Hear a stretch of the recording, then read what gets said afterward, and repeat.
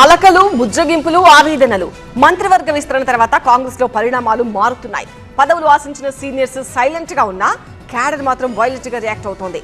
బోధన్ బంద్ కు పిలుపునిస్తే మంచిర్యాలలో ప్రేమ్ సాగర్ రావు వ్యాఖ్యలు మంటలు రేపుతున్నాయి.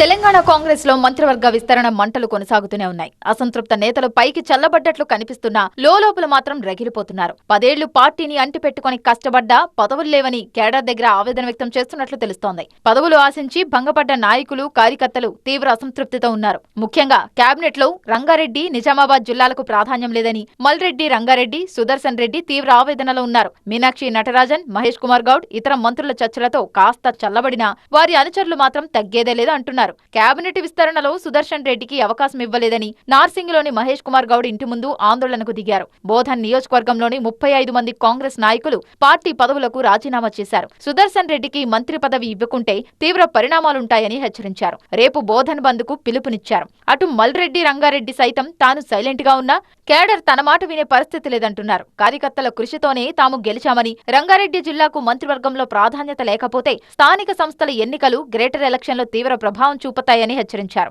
ఇవాళ ఆయన ఇంటికి వెళ్లి సర్ది చెప్పే ప్రయత్నం చేశారు మంత్రి శ్రీధర్ బాబు. మల్రెడ్డికి అన్యాయం జరగకుండా చూస్తామన్నారు. ఈ ప్రాంతానికి రంగారెడ్డి జిల్లాకు సంబంధించి ఉన్న ఒక ప్రధానమైన కాంగ్రెస్ పార్టీ నాయకుడిగా పార్టీలో ఒక గొప్ప గుర్తింపు ఉన్నది. వారికి తగు విధమైన గుర్తింపు రావాలని అంటే నేను ఒక మంత్రిగా కూడా మాకు చిరకాల వాంఛ. రాజగోపాల్ రెడ్డి సైలెంట్ మోడ్లో ఉన్న ప్రేమసాగర్ రావు మాత్రం ముఖ్య కార్యకర్తలతో సమావేశమయ్యారు. కట్టికాలే వరకు కాంగ్రెస్ లోనే ఉంటా అన్నారు. సీఎం రేవంతే మా బాస్, మిగిలిన వాళ్లతో పని లేదని చెప్పారు. పదవులొచ్చాయని టికెట్ల పంపకాలంటూ వస్తే ఊరుకోమని హెచ్చరించారు.